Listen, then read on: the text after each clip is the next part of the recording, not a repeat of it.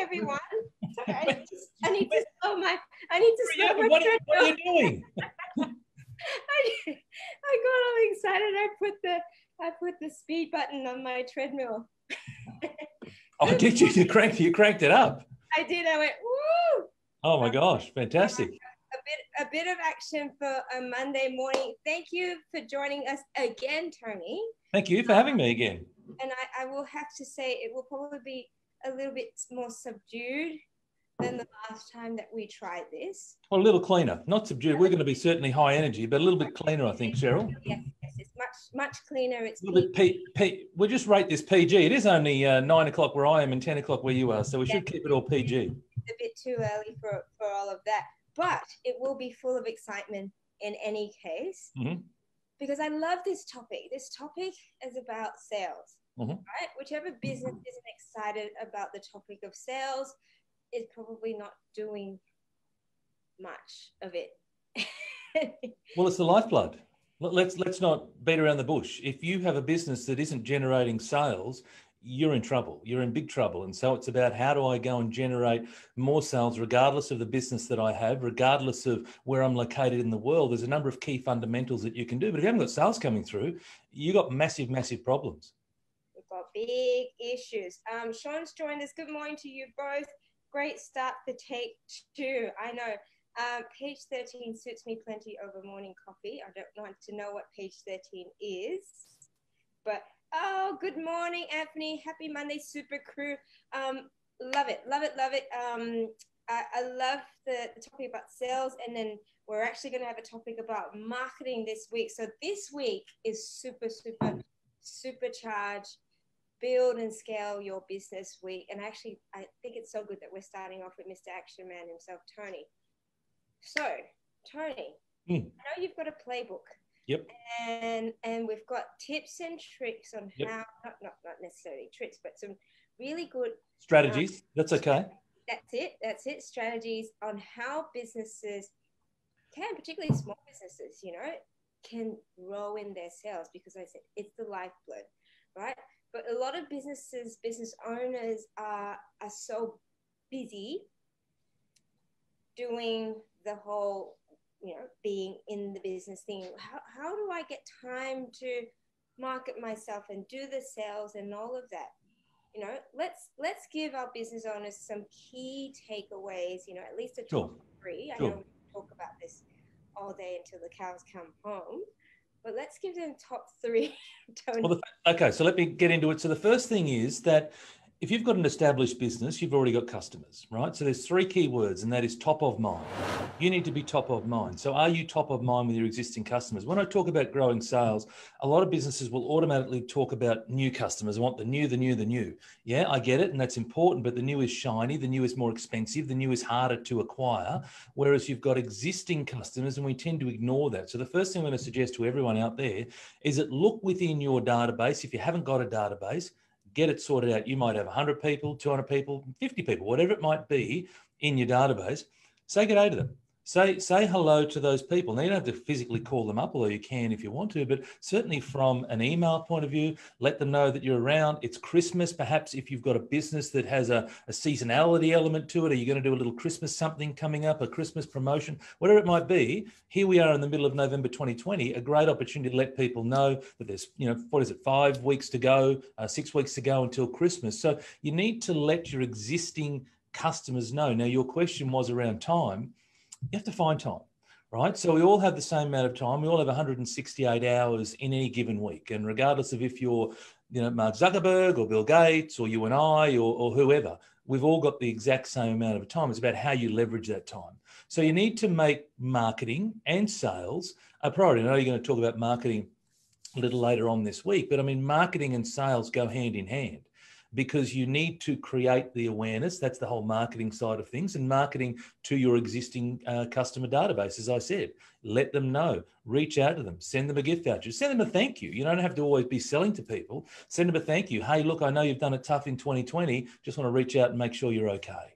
It could be as simple as that, but it's about top of mind. Now, all of a sudden, it's like, oh my gosh, that Tony guy, I hadn't heard from him in a while, and it's great now that I'm hearing for Tony. But don't just do it once. Don't just do it once because this Tony guy came on here on a Monday morning and said, hey, you should do that. The art of it all is consistency. And I have many, many, many sayings and acronyms, but one of them is CAPE. Put your little superhero cape on. But CAPE is CAPE, consistent and persistent effort, right? And so that's how you become successful in sales, in marketing, in business, in relationships, in health and wellness. It's all the same. You need to be consistent. So you start by doing one thing, and then in 2 weeks, 4 weeks, whatever is the appropriate amount of time, you do something again. So it's... Sorry, just on that point, Tony, I find that level of that consistency is one area that a lot of business owners do sort of have challenge with, because there's so much to do, right? And that consistency could be whether it's phone calls, whether it's emails, whether it's just that continual outreach through, whether it's LinkedIn or Facebook. So what are ways for business owners to keep that level of consistency? Because there's so many priorities.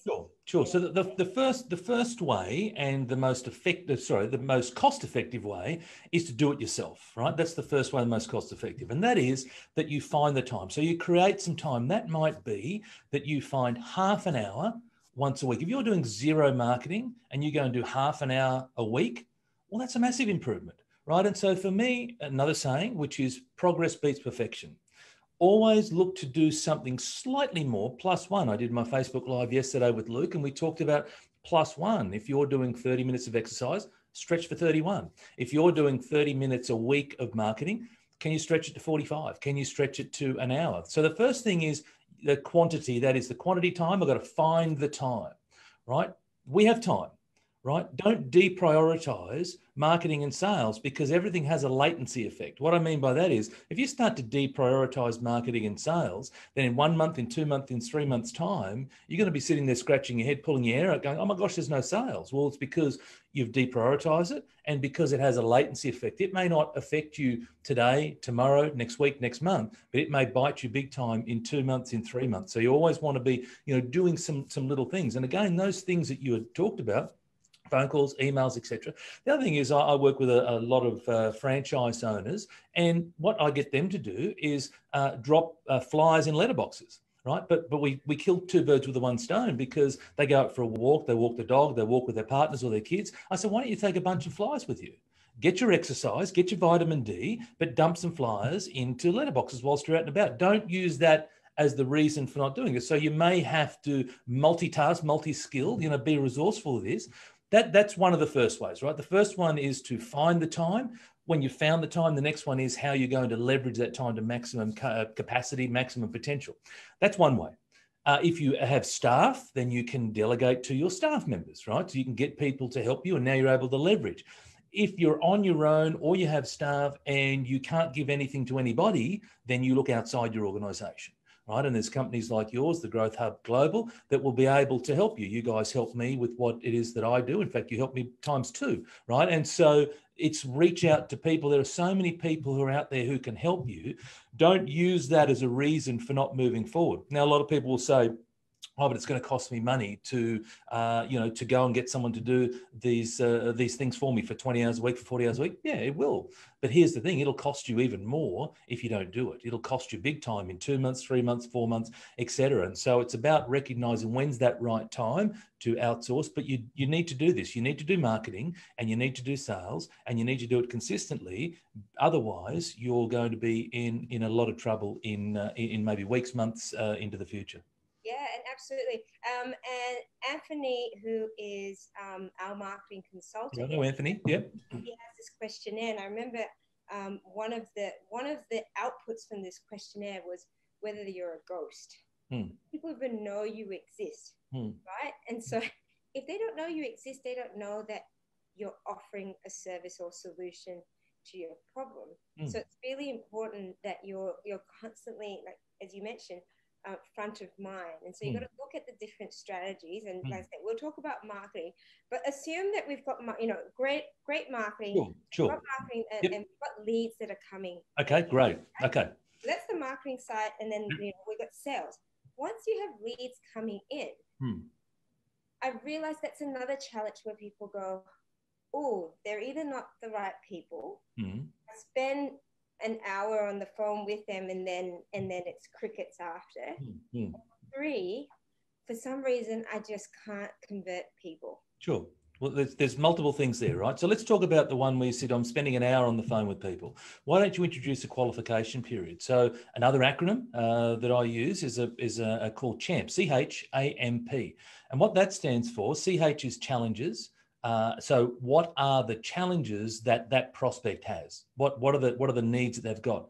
The A stands for authority. Is that person the decision maker? You know, quite often we'll spend time with someone only to discover, oh, they're not even the decision maker. I've got to go and take this now back to my boss. So how do we get to the person who's ultimately going to make the decision as quickly as we can? M stands for money, budget. What's your budget? How much are you prepared to spend? In order to solve that problem, what would you be willing to pay for that? Right? Money, money, money. You don't have to go out and say, you know, how much you're going to spend. You can frame it up in a lot more positive way, but similar to what I just did. And the P stands for priority. Priority is, when do you want to do this? Do you want to do it now, 6 months, 12 months, etc.? So challenges, authority, money, and priority. So CHAMP. And so then you go through a qualification process. So if you find yourself on the phone for an hour, how do you reduce that? How could you maybe introduce some automation into this? How can you capture details, perhaps ask some questions, and now you're able to go, you know what, this person here, they've got a problem, they're going to want to spend $5,000, but they don't want to spend it for 12 months. Well, maybe we treat them a little bit differently, as in we just keep them warm over the next few months for someone who's prepared to do something like tomorrow and I need to go right now. And so there's different ways that you can, you know, prioritize the things that you do in your business, because you can't be all things to everybody, right? And so that's the first thing. The first thing, that's around the qualification side. In regards to closing of the sale, the simplest way to close the sale is to ask the question. Honestly, people get to, it's like, I'm going to talk about the features and the benefits and all the great things that I do, and then it's crickets. Are you prepared to move forward? Is there anything else that you need from me in order to make a decision today? You know, can I come around and book that in for Wednesday or Friday next week? Right. So now it's about ask the question to get you to move forward. But a lot of people are fearful of asking that final question. They've done an amazing job and they've showcased their business, and they're fearful. And why are they fearful? Because they may get a no. And here we go down the whole fear funnel again, right? And so it's about, you've got to ask the question, because what do you want to walk away and have that hanging out there and be sitting in your office in a week's time going, I wonder if that person wants to move forward or not. I hope they do. Right. So you want to be able to ask the question. And it seems so simple, Cheryl, but we just don't do it. Yeah, I think that, and just going back, I want to go back to that whole qualification thing again. So, you know, we're going back to CHAMPS. I love that acronym. I loved your acronym. Sure. But it is, you know, how do we work out then the people who we want to qualify? Because you also mentioned we can't be everything to everyone. But is there a process there that we need to be able to identify who our ideal customer is? But what do we do with the other, the non-ideals, you know? And what's the ideal? Is that, you know, do we frame our questions around ideal customer? So it depends if you know, a lot of us have target customers or ideal customers, but then we're prepared to also, so that's our marketing message, right? Our marketing message goes towards our target market. But if we happen to bring up people that attract to us from the periphery, well, you have to ask the question, am I going to have the blinkers on and only bring people on that are in my target market? Or am I prepared to look a little bit wider and further afield? And maybe that could lead me down a different path. I don't know. So you've got to ask that question. If your answer is, I'm only going to go after those in my target market, well, then it's very simple. They either A, they fit the criteria, or B, they don't. And if they don't fit the criteria, is there someone else that you could recommend them? So you don't just go, no. You know, it's like, look, unfortunately, we don't work with those types of businesses. But hey, listen, we've got someone over here that we know will do an amazing job for what it is that you're wanting. Or we're not able to provide you that service, but why don't you go and reach out with this particular person? And so now you don't want to leave that person hanging, you know, because it's about constantly adding value. Whether you work with someone in a paid capacity or not, it's about just being a good human. Right. And so it's about always looking to pay things forward. And if you can't help, look to, to pass them on to someone who can. Yeah. And a part of the qualification process, and this is something that we've, you know, just personally in our own business is identifying as well, because you mentioned budget, you know, what's your budget or what's your revenue? And for a good lot of time, I was too afraid to ask that. Mm. And then I found myself having to sort of just have a feel to if they were the right person. But then I realized in our business that client needs to have at least a certain amount of revenue to be able to afford the business. Is that something that businesses should business owners should be actively asking? What's your budget? What is your revenue? And why is that important? Oh, you should absolutely ask. You should be, because then you may have different offerings. So what, in order to solve that particular problem, what would that be worth to you? Right? It's not just a monetary thing as well. That's the other piece. So theoretically, a sale happens, or a sale happens when value exceeds price. Quite often, if you haven't been able to close on that person, or that business, then they don't see enough value in what you're offering. And only two things can happen. Either A, you reduce your price to a point where now that feels like value, or B, you stack more on to create more value. Now, my personal preference is the latter, right? You don't want to keep being cheapest, because that's a race to the bottom. So it's about, how do I stack more value on for people, right? But you want to ask those questions, because like you said, you could think to yourself, oh my gosh, as you're having the conversation, your mind's going, this person seems amazing. And they get to the end, it's like, well, look, I'm prepared to spend $50 a week on that. Oh, right. So you want to, that's why you have a qualification process up front, but you don't say, how much money have you got? You talk about the opportunity to solve this, and what would that be worth to you in order to solve this? Or do you have a budget, or do you have a range? How much have you anticipated that something like this may cost you? Yeah. What have you factored in? Right. So it's not so much about their earnings. Like, yes, the budget is relative to the earning, but you don't have to ask what their earnings are. They may not be comfortable in first meeting and letting you know that either, but they'll have an idea of budget, right? But again, it's about stack the value, right? So keep coming up with more and more things, and give me, and now when you, and quite often it's about leaving the price to the end as well. Stack the value, the value, the value, value, value. You've created this massive value proposition. And now, by the way, it's X. And now it doesn't seem, so I get all those things? Yeah, you do. Oh, well, that seems amazing. Versus if you go, hey, the price is X, now the whole time I'm thinking to myself, it's too expensive, it's too expensive, it's too expensive, it's too expensive. And all the wonderful things that you're saying about the features and the benefits, and it's going in one ear and out the other. Yeah, because you've got it cemented in your mind that it's too expensive already. Yeah, 100%, 100%. That's the issue, right? So, and again, this is an experiential thing, right? This is about learning. And like you yourself said, you've got to have that difficult question around money, and you need to do that as early in the process as you realistically can, because you want to understand, is this something we can help with? Or alternatively, no, hey, look, and that's cool. Or maybe they're not seeing the value. Maybe they've got a budget of X, but your job is to convey even more value. It's like, well, I did have a budget of that, but my golly, that seems amazing if you can do all those sorts of things, and that's going to save me blah, blah, blah, whatever it might be. So how do you convey or build that value?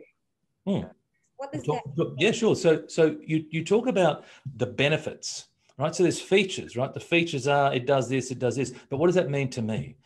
So from a person who's looking to purchase point of view, right, it's the radio station WIFM, WIIFM, which is what's in it for me. So it's about benefits and benefits of benefits. So, hey, there's this new widget, blah, blah, okay, widget. That can do X. That will save you this amount of time. That will help you with greater energy efficiency, right? So now that's the benefit. What does then that mean to me? Blah, blah, blah. So you have a feature, benefit, but then if you've got a benefit of the benefit and you want to focus on the benefit of that, hey, by doing that, it's going to save you an enormous amount of time. Could you think of some ways that you would spend that time when you're freed up? Oh, wow. Right. So now you're starting to frame up different questions around that. But it's always the two biggest weapons in sales is listen, ask questions and listen, and do it at least in that ratio. One of them, two of them.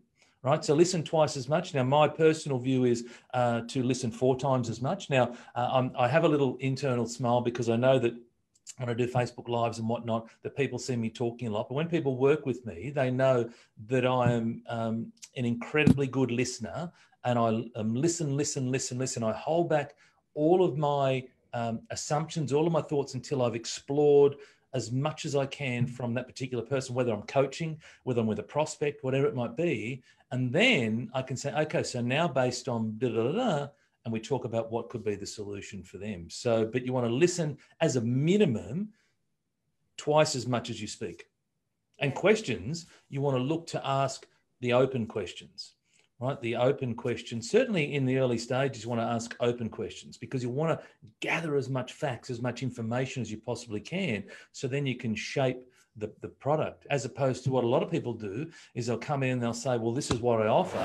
And they'll be straight down your throat with this particular offer without even understanding, is that what they even want?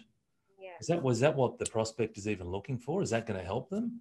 So take the time up front. The more that you can spend time with that prospect in understanding whether, and again, it doesn't need to be through physical conversation. It might be, you might get some information through a little qualification process, like a little, little question and answer form to give you a bit of a guide, right? So yes, there still needs to be the conversational piece, but it doesn't have, the whole process doesn't need to be in its in entirety a conversation.